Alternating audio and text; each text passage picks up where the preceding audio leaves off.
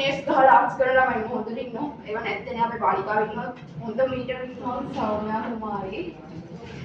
මගේ ඉස්කෝලේ පාන්දර පාලිකාවේ කරේ සබ්ජෙක්ට් ජියෝග්‍රැෆි සිංහලයි මීඩියයි ආසාවෙන් කරපු සබ්ජෙක්ට් ඉතින් මේ මාළු මුල්ලෙන් ආවේ ඒ කියන්නේ මම මේ කාලේ ඉඳන්ම ආර්ට්ස් වල මාර ආසයි. ආර්ට්ස් වලට ගොඩාක් මාස ජියෝග්‍රැෆි සබ්ජෙක්ට් එක මම මාර ආසයි. ආර්ට්ස් කරේ ඒ නිසාමයි කොහොම හරි මෙහෙට ආවා.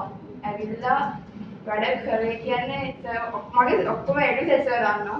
මම වැඩ කරා කියන්නේ මම 12 වසරේදී මට ඇත්තටම හම්බුනේ නෑ වැඩ කරන්න. මම එක බාහිර වැඩවලට මම එන්නේ යවුණා.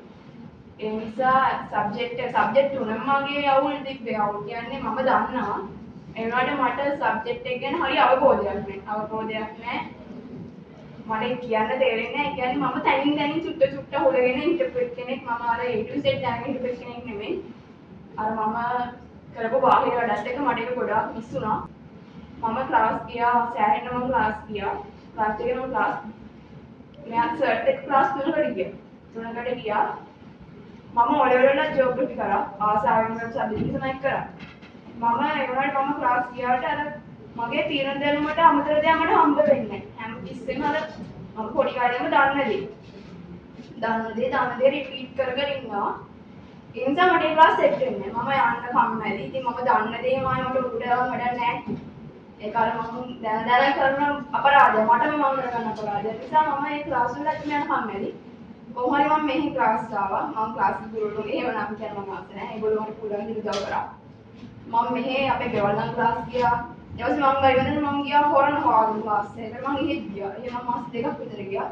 දෙකක් විතර ගිහලා දැන් ඒත් මට තේරෙනවා අර මගේ දැනුමට يعني මම කියන්නේ මම සබ්ජෙක්ට් මීටරයක් නෙමෙයි. මීටරයක් නෙමෙයි. මම හැබැයි මට යම්කිසි බුද්ධිමට්ටමක් තිබ්බ සබ්ජෙක්ට් එක ගැන. අර මට අර පිටින් එන්න ඕන ටික මට ආවේ නැහැ. ආවේ නැති නිසා මම සබ්ජෙක්ට් එක ගැන ගොඩාක් يعني කරකලා හිටියේ. හරියටම තැනක් හම්බුන්නේ නැහැ මට. පස්සේ සමන්ත සර්වතර මීඩියා කරන ළමයි යටි අනිවාර්යයෙන් සමන්ත සර් තමයි මට කිව්වේ අපලංක සර් ළඟට යන්න කියලා. ජයග්‍රහ කියලා දැන් අතරම මම ටවුන් එකේ පාන්දුරේට එන්න ගත්තෙත් ඒ ලෙවල් කරන කාලේ 12 වසර නම් අම්මත් එක්ක මට අවබෝධයක් නැහැ. මම දන්නේ මේක තියෙන්නේ කොහෙද කියලා ජයග්‍රහ ගන්න මම දන්නේ තියෙන දැනම. මම පළවෙනි දවසෙත් ආවේ අම්මත් එක්ක.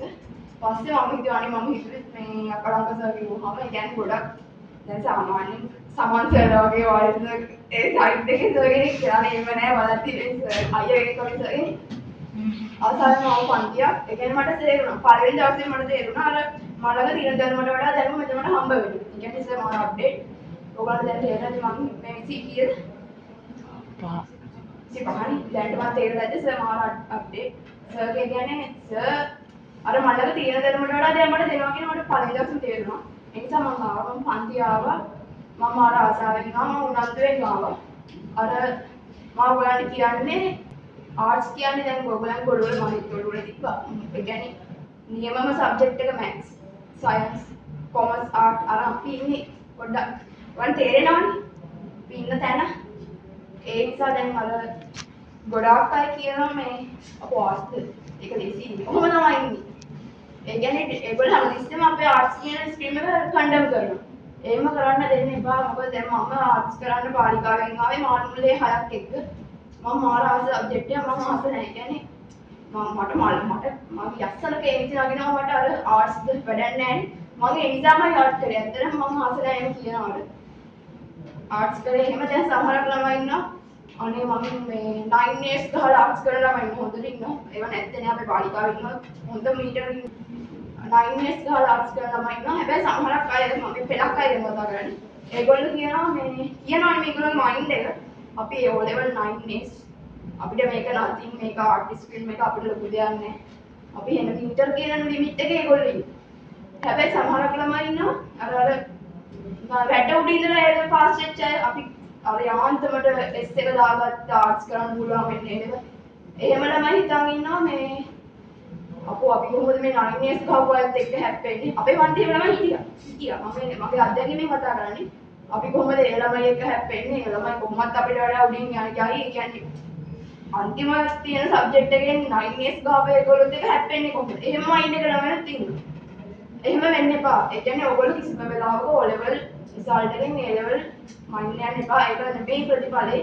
තමන් මහන්සි වෙන තරමට ප්‍රතිඵල හැමදාම කියනවා අඩුවෙන් හිතලා වැඩි වැඩ කරන්න කියලා. මේක ආයෙත් ප්‍රියටමයි ඕගොල්ලෝ මම දන්නේ ඕගොල්ලෝ අයියන් ප්‍රැක්ටිකල් කරනවාද මම කරා. සදාන්නයි. ඒක අනිවාර්යෙන් කරන්න. අඩුවෙන් හිතන්න බැරිද අපෝ ඒවා නම් හිතන්න එපා. කරන වැඩ කරන තරමට තමයි ප්‍රතිඵල එනවා. ජෝග්‍රෆි සබ්ජෙක්ට් එකේ කරන තරමට අනිවාර්යෙන් වැඩ කරන්න ඕනි. කොච්චර අර දැනුම ළඟ තියෙන විතරනේ ඒවා මොට වෙන්නේ. අර ඒවා පොලිෂ් වෙන්නේ. ඉතින් පේපර්ස් ටික අනිත් දැනුම ළඟ තියෙන විතරනේ ඒවා මොට වෙන්නේ. අර ඒවා පොලිෂ් වෙන්නේ. ඉතින් පේපර්ස් ටික අනිවාර්යෙන් කරලා රිසල්ට් බය වෙන්නේ නැතුව කියන්නේ අනිවාර්යෙන් රිසල්ට් එක දිගනවා. මට වෙන කියන්න දෙයක් නැහැ.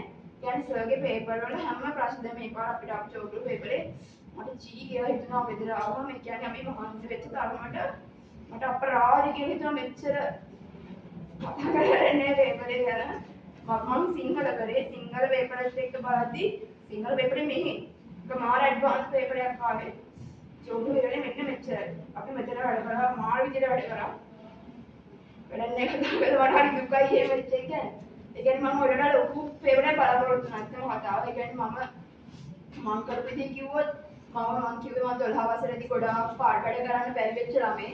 මම සර්ලකට ආවෙත් අන්තිම මාස 3 වගේ. මෙතනට ඇවිල්ලා මම ඇත්තටම කියන්නේ මම පාඩම් කරන්න ගත්තේ අන්තිම මාස 3. එහෙම ඔයගොල්ලෝ කරන්න යන්න එපා. ඒක වෙන ඩේන්ජරස් කියන්නේ හොඳටම ඩේන්ජරස් වැඩ. මම අන්තිම මාස 3 පාඩම් කරා. හැබැයි මම දන්නවා මම මොන බාහිර වැඩේ කරත් මට මේක කරගන්න පුළුවන් කියන විශ්වාසය මට තිබ්බා. තිබ්බ නිසා මම කොහොම හරි ඇත්තා. මම ඒ කියන්නේ දැන් මට පිස්සු එකක් පිස්සුවක් තමයි. පාඩම් කරලා අර මම ඇත්තම කිව්වොත් එක්සෑම් කරන කාලේ මම පාඩම් හෙට තියෙන සබ්ජෙක්ට් එක අද පාඩම් කරන මම හොස් දාන්න ඉන්නේ මට බයයි යන්නේ අමතක